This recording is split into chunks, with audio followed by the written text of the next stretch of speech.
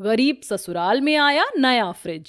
चिलचिलाती धूप में दोपहर के 3 बजे पप्पू अपने दोस्तों के साथ बाहर खेल रहा था। तभी एक आइसक्रीम वाला घंटी बजाते हुए आता है। सभी बच्चे आइसक्रीम वाले से आइसक्रीम खाने लगते हैं। तभी पप्पू घर जाकर जिद करता है, माँ बाहर आइसक्रीम वाले अंकल आए हैं, मुझे आइसक्रीम खाना है, दे दो ना 5 रुपए। माफ करना पप्पू बेटा, तुम तो जानते हो घर के हालात कैसे चल रहे हैं।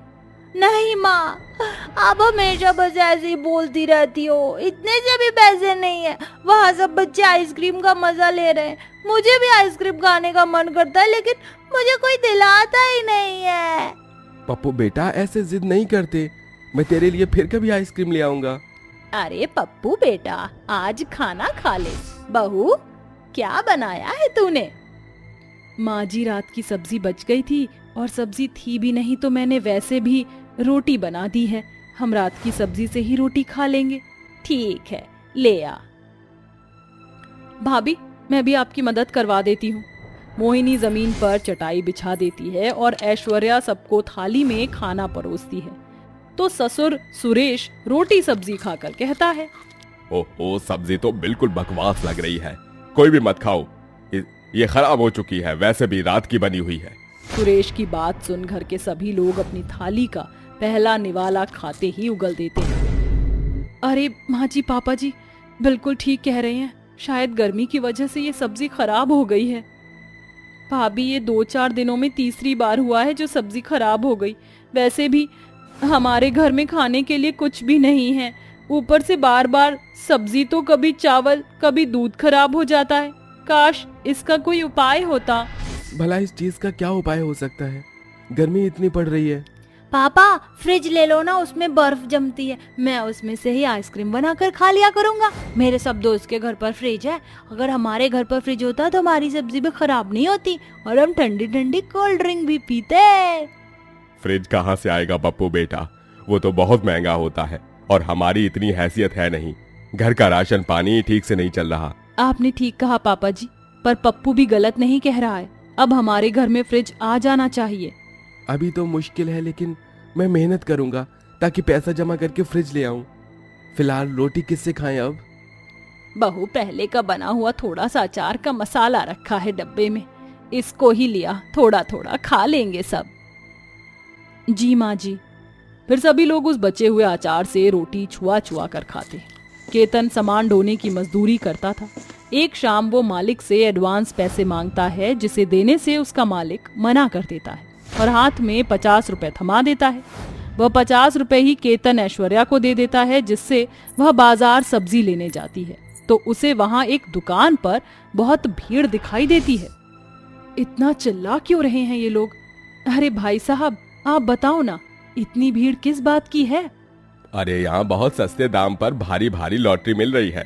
सुना है जीतने वाले पहले विजेता को 2 लाख रुपए का इनाम मिलेगा और दूसरे को तीसरे नंबर पर भी इनाम है। तो मैं तो जा रहा हूँ लॉटरी लेने। अच्छा, ऐसा है क्या? फिर तो मुझे भी लॉटरी ले लेनी चाहिए।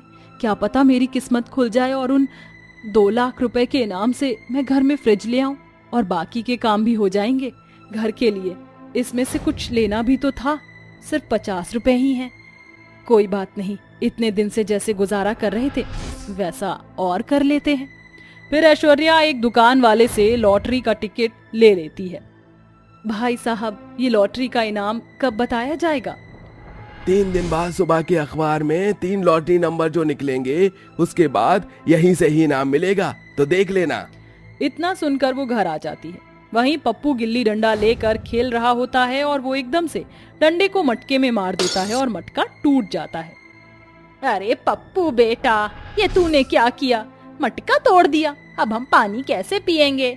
जैसे तैसे तो मटके का पानी पीकर हम अपनी प्यास बुझा रहे थे। माफ कर दो दादी। इतना बड़ा नुकसान कर दिया। 100 रुपए का मटका था वो पप्पू। अब दादाजी और तुम्हारे पापा बाहर से आएंगे तो पानी कैसे पिएंगे?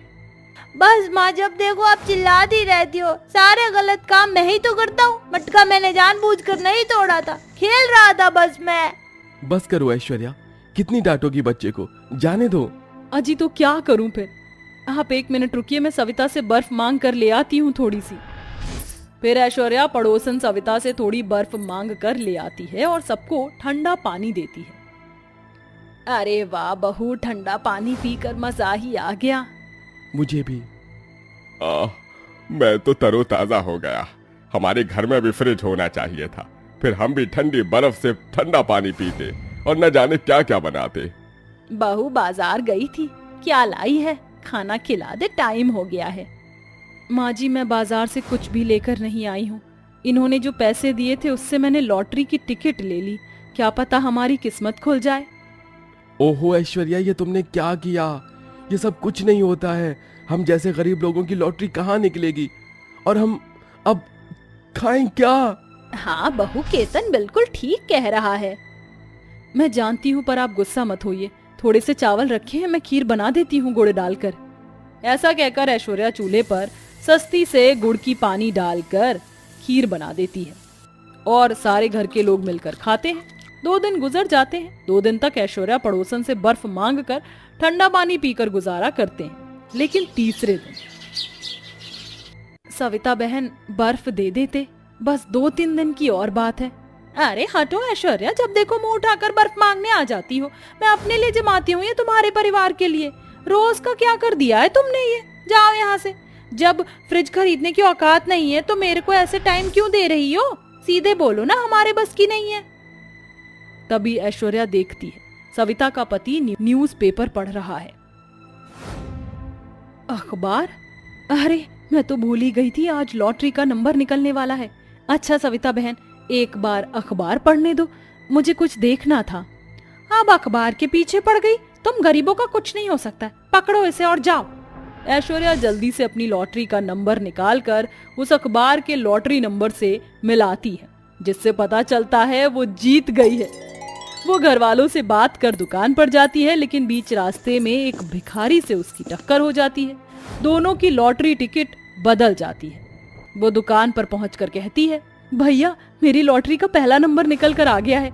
मैं 2 लाख रुपए जीत गई हूँ। लाइए मेरे पैसे दीजिए, ये देखिए। ये आप कैसी बातें कर रही हैं? ये आपका लॉटरी का नंबर नहीं है, आपका दूसरा नंबर आया है और अभी इसका इनाम आया नहीं है। थोड़ी देर बाद आकर पता करना।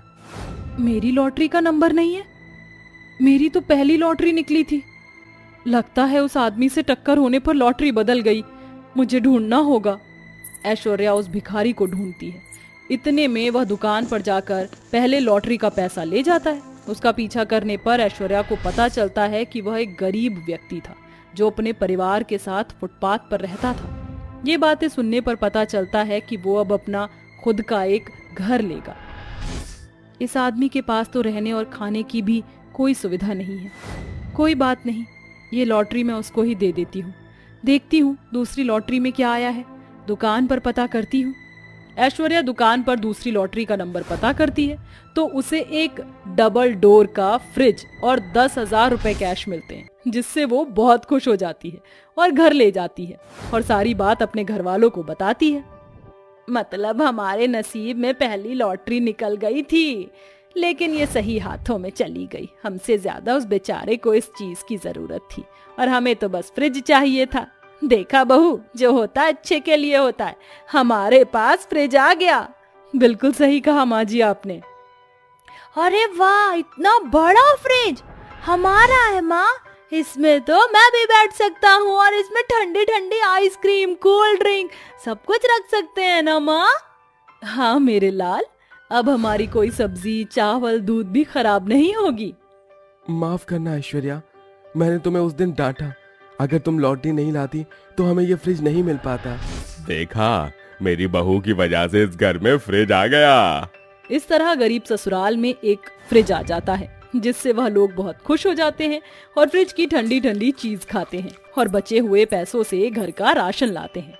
कुछ वक्त बाद केतन की अच्छी जगह नौकरी लग जाती है और ऐश्वर्या अपने फ्रिज से बर्फ के टुकड़े जमा कर बेचती है, जिससे उनके घर की सारी स्थिति बिल्कुल ठीक हो जाती है।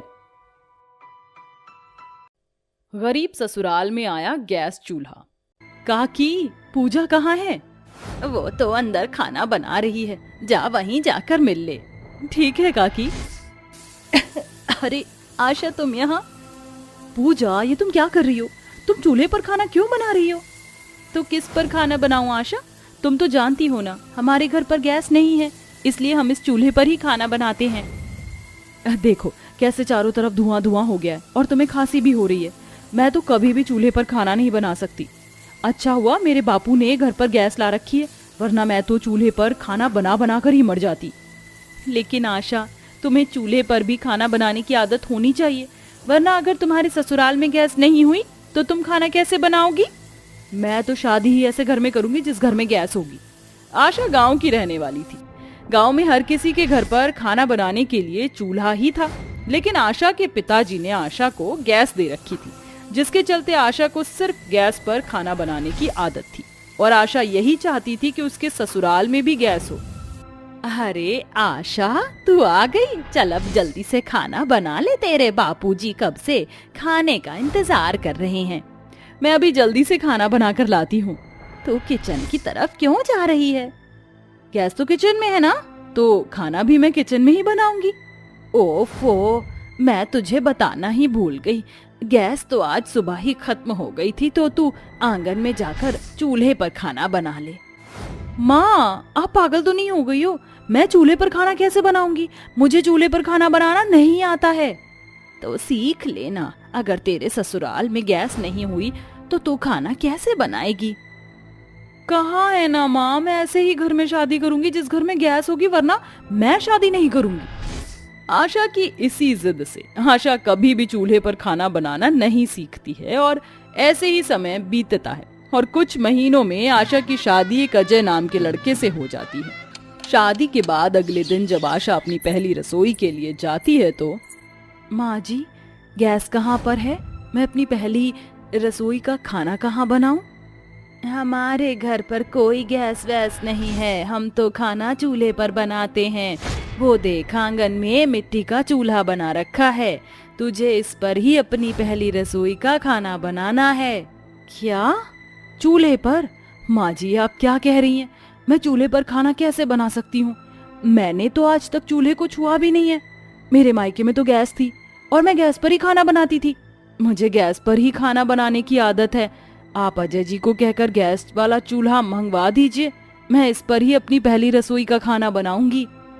हमारे पास इतने पैसे नहीं हैं कि हम लोग गैस मंगवा सकें, और वैसे भी गांव में हर किसी के घर में चूल्हे पर ही खाना बनता है, इसलिए तुझे भी चूल्हे पर ही खाना बनाना होगा। इतना कहकर सरला वहां से चली जाती है और बेचारी आशा अपनी सास को देखती रह जाती है। आशा के पास अब चूल्हे पर खाना बनाने के अलावा और कोई दूसरा रास्ता नहीं होता, इसलिए आशा चूल्हे पर खाना बनाने के लिए बैठ जाती है। आशा को चूल्हे पर खाना बनाने की बिल्कुल भी आदत नहीं होती, जिसके चलते आशा कई बार चूल्हे से अपना हाथ जला लेती है। मेरा पूरा हाथ जल गया, लेकिन ये रोटी अभी तक नहीं बनी। अगर ऐसे ही रहा तो मैं इस पर खाना कैसे बनाऊंगी? ये क्या भाभी, आपका हाथ तो जल गया है और आप फिर भी खाना बना रही हो? इसके अलावा और मैं कर भी क्या सकती हूँ? मुझे चूल्हे पर खाना बनाने की बिल्कुल भी आदत नहीं है, लेकिन अब तो मुझे चूल्हे पर ही खाना बनाना होगा। भाभी, मैं समझ सकती हूँ, जब मैंने चूल्हे पर खाना बनाना शुरू किया था तो मेरी हालत भी आप जैसी ही थी। मेरे भी कई बार हाथ पैर जले हैं, लेकिन मैं समय के साथ सीख गई। मैं समझ सकती हूँ, अभी आपको बहुत परेशानी हो रही होगी ना। पैसे न होने की वजह से माँ गैस नहीं मंगवा सकती हैं, वरना वो आपको गैस जरूर मंगवा कर दे देती। आशा जैसे तैसे करके उस चूल्हे पर खाना बनाती है और ले जाकर अपने ससुराल वालों को दे देती है। ये रोटियां कैसी काली जली बनाई है बहू, तुझे रोटी बनाना नहीं आता क्या? मैंने पहले ही कहा था कि मुझे चूल्हे पर खाना बनाना नहीं आता है, इसलिए सारी रोटियां जल गईं। आशा, तुम फिक्र मत करो, 4 महीने बाद दिवाली है और दिवाली पर मुझे बोनस मिलेगा, तो उस बोनस के पैसों से मैं तुम्हारे लिए जरूर गैस ले आऊंगा। तुम जब तक चूल्हे पर ही खाना बना लो। जब तक दिवाली आएगी और ये मेरे लिए गैस लेकर आएंगे, तब तक तो मैं इस चूल्हे पर खाना बना बना कर जल जाऊंगी। आशा जब भी चूल्हे पर कुछ भी बनाने के लिए जाती तो अक्सर उसका हाथ या पैर जल जाया करता, लेकिन आशा जानती थी कि पैसे ना होने के कारण उसके ससुराल वाले चूल्हा नहीं ला सकते, इसलिए आशा उनसे कुछ नहीं कहती। ऐसे ही समय बीतता रहता है और एक दिन आशा चूल्हे पर पानी गर्म कर रही होती है, लेकिन आशा जैसे ही उस चूल्हे पर से पानी का पतीला उठाती है तो चूल्हे की आग उसके हाथ पर लग जाती है, जिससे गर्म पानी का पतीला छूटकर आशा के पैरों पर गिर जाता है, जिससे आशा का पैर जल जाता है। बहू मुझे माफ कर दे, हमारी वजह से तुझे इतनी तकलीफ सहनी पड़ रही है, लेकिन तू तो सब जानती है ना। आप माफी मत मांगिए माँ जी, इसमें आपकी क्या गलती है। नहीं बहू, सब हमारी ही गलती है। मैं एक काम करती हूँ, मेरे पास एक सोने का हार रखा हुआ है, मैं उसे गिरवी रखकर तेरे लिए गैस वाला चूल्हा ले आती हूँ, फिर तू आराम से उस पर खाना बनाइयो। माँ जी, आपको ये सब करने की कोई जरूरत नहीं है, मेरे पास एक तरकीब है। क्यों ना मैं भी बाहर काम करना शुरू कर दूं, जिससे घर में 2 पैसे भी आ जाएंगे और थोड़ी बहुत बचत भी हो जाएगी, और उन पैसों से ही मैं गैस चूल्हा भी ले लूंगी। आशा की तरकीब सुनकर सरला बहुत खुश होती है, जिसके बाद आशा कुछ ही दिनों में अपने गांव के सेठ के यहाँ घर की साफ सफाई का काम ढूंढ लेती है, और उससे जो भी पैसे मिलते वो उन पैसों की बचत करती और अपने पति के कमाए गए पैसों से वो घर का खर्च चलाती, और 2 महीनों की पैसों की बचत से वो आखिरकार अपने और अपने ससुराल वालों के लिए गैस ले आती है, जिसके बाद आशा और उसका ससुराल मिलकर गैस की पूजा करता है और उस पर तिलक लगाता है। बहू, तू तो सच में बहुत अच्छा खाना बनाती है। मुझे तो लगता था कि तुझे सच में खाना बनाना नहीं आता है और चूल्हे का नाम लेकर तू अपने आप को बचा रही है, लेकिन तेरे हाथ का खाना खाकर तो मजा ही आ गया। हाँ बहू, सच में तेरे हाथों में तो जादू है। आशा को अपनी इतनी तारीफ होता देख बहुत खुशी मिलती है, और जब आशा गैस पर खुशी खुशी खाना बनाकर अपने ससुराल वालों को खिलाती है तो ऐसे ही दिन गुजरते हैं। भाभी, मैं सोच रही थी क्यों ना हम अपना कोई काम शुरू कर दें। आप इतना अच्छा खाना बनाती हो, हम अपना एक खाने का ठेला लगा लेंगे और उस पर बहुत सारी चीजें बनाकर बेचेंगे। मुझे यकीन है कि लोगों को आपके हाथ का खाना बहुत पसंद आएगा, और उससे जो भी पैसे मिलेंगे उन पैसों से हम सब अपने लिए एक नया घर खरीदेंगे। नीतू, तुमने तरकीब तो बहुत अच्छी बताई है, हम कल से ही अपना काम शुरू कर देंगे। अगले दिन होते ही आशा और नीतू अपने खाने का ठेला लेकर निकल जाती हैं, और आशा अपने लाए हुए गैस पर ही खाने की बहुत सारी चीजें बनाती है और नीतू उसे बेचती है। आशा के हाथ का खाना सभी कस्टमर्स को बहुत पसंद आता है, जिससे अब दिन पर दिन आशा और नीतू की बिक्री बढ़ती जाती है, और वो इन पैसों से सिर्फ कुछ ही महीनों में अपने लिए एक बहुत बड़ा और अच्छा सा घर खरीद लेते हैं। और बचे हुए पैसों से अजय भी अपना बिजनेस स्टार्ट कर देता है, जिसके बाद अब सारा परिवार खुशी खुशी रहता है।